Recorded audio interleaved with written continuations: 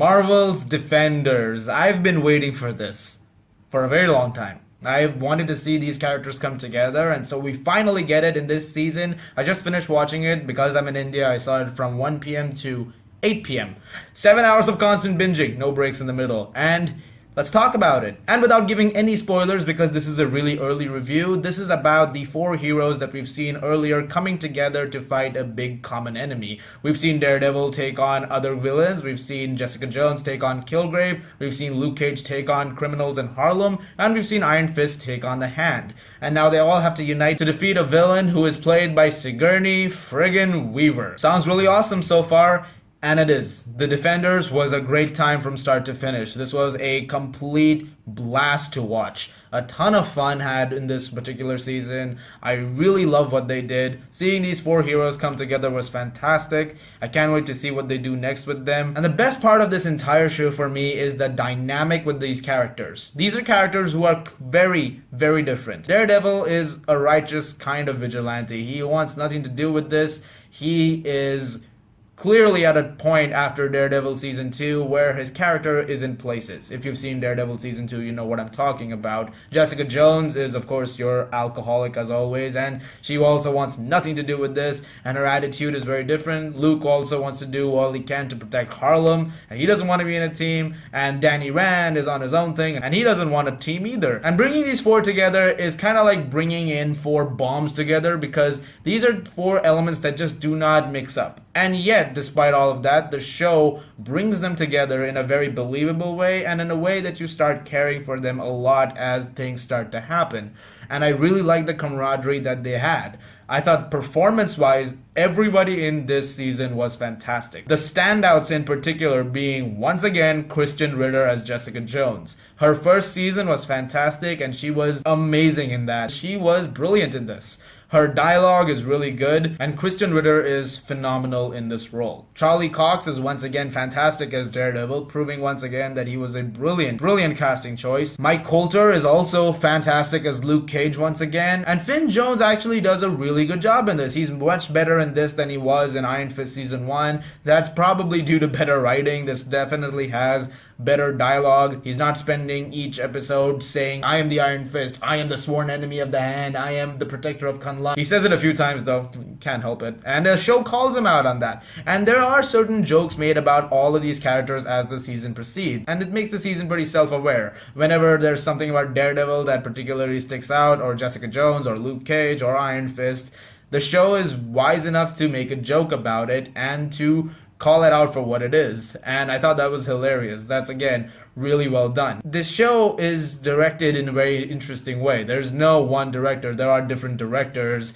and there are directional styles for each of these directors. One of the episodes might be a more crime thriller sort of setting, and one of them is an action adventure kind of setting. And the way it's all handled, the pacing of all of it, I thought was fantastic. As the show proceeds, you get to see a lot more of the stylistic choices that they've made. One in particular that I love is the colors. At points, you will see all four characters in the same surrounding, and the lights around them would be mixes of red and purple and green and yellow, the four different colors signifying the four different characters. I think that's fantastic, and it happens several times in the show. There are moments where Daredevil and Jessica Jones will be in the same space, and the lights around them would be red and purple, and I think that's great. And those stylistic choices were fantastic, and this blurs in, of course, with the fantastic action sequences that make up such a great part of this show. Some of the action sequences in this are by far the best action sequences in the Netflix Marvel universe,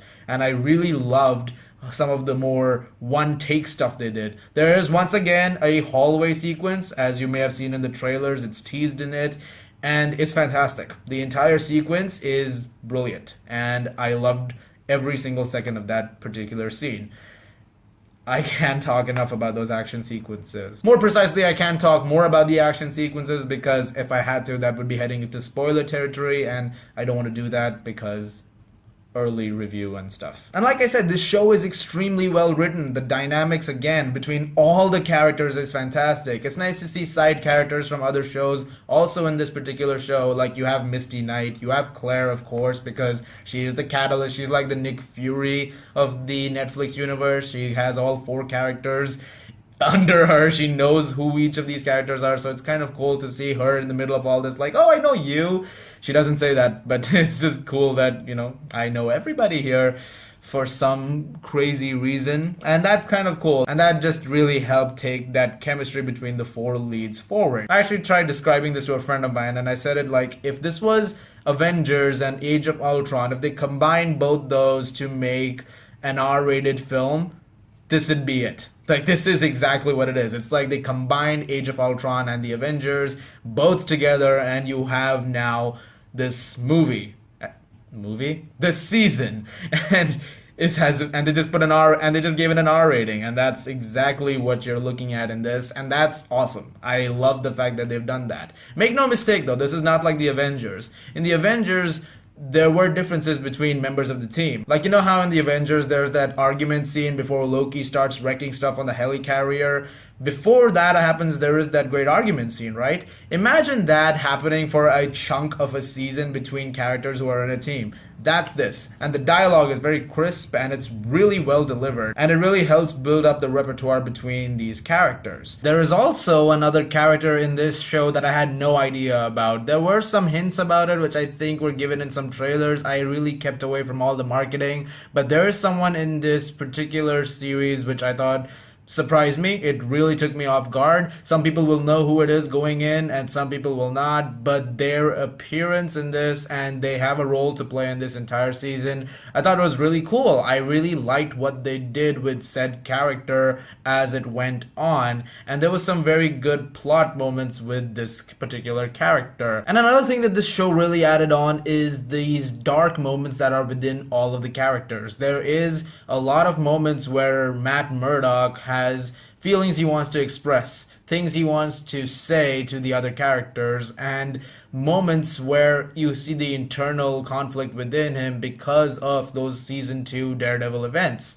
And I really like that. I found that really, really interesting, and the thematic depth throughout this entire season was fantastic, and it really layered out every single character for me in ways that I didn't expect it to. Let's talk about Sigourney Weaver in this particular season. She plays a woman named Alexandra. She is essentially the core villain of the entire season.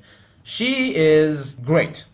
She's great as the character. She does a really good job, and she's a great actress, so we already knew she was going to be really good in this.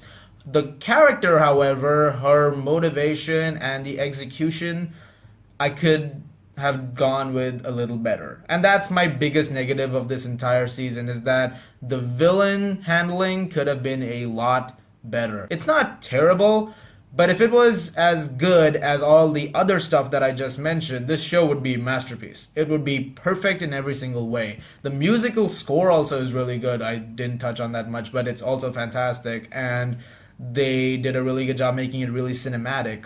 But if this villain thing, if this one aspect was handled a lot better, it would have really helped this a lot. Because every time it cut back to her, she was doing a really good job, but I feel like she could have been so much better and more interesting. She has a few really good interactions with other characters, but that's about it in terms of compelling her character could be. I found that a little disappointing because you have characters like Kingpin and Kilgrave who have been excellent villains in the Netflix universe, and so if she's not as good as those, it's kind of disappointing for me. And another thing I had a little nitpick with, I don't really get why this was there because it felt like it was for a different show. There are transitions used in between scenes, which when you see them, you'll know what I'm talking about, which were a little strange. I don't know exactly why they went with that. It was a very interesting stylistic choice. I don't think it was terrible, but it was just a personal thing that I was kind of weirded out by. I was like, did you need that? Kind of feels lighter on tone compared with the rest of the stuff that's happening. But aside from those couple of flaws, the beautiful cinematography, the fantastic performances, the great direction, the great writing, the great action sequences, the great music, all of this combines to make a solid, great season 1 for the Defenders. And I'm sure season 2 is going to take place after the culmination of the next seasons for all these individual characters. I can't wait to see what they're going to do with that. And I hope you guys enjoyed this season as much as I did. I'm gonna give Marvel's The Defenders Season 1 an A-. Like I said, if the villains were as good as Daredevil season 1 or Jessica Jones season 1, this thing would be on the top with those. But unfortunately, it's just about below those. But still a ton of fun to watch. Iron Fist, like I said, is a lot better in this one. If somebody had problems with Iron Fist, which a lot of people did, then you're gonna like this a lot more. So guys, The Defenders, have you seen it? What did you think about it? Or if you're watching it so far, what do you think about it so far? Or if you've not seen it, what are you excited for in this particular season? And let me know in the comments below. Let me know. You guys are the best. Thank you so much as always for watching. If you like this, please subscribe. And I will see you guys later.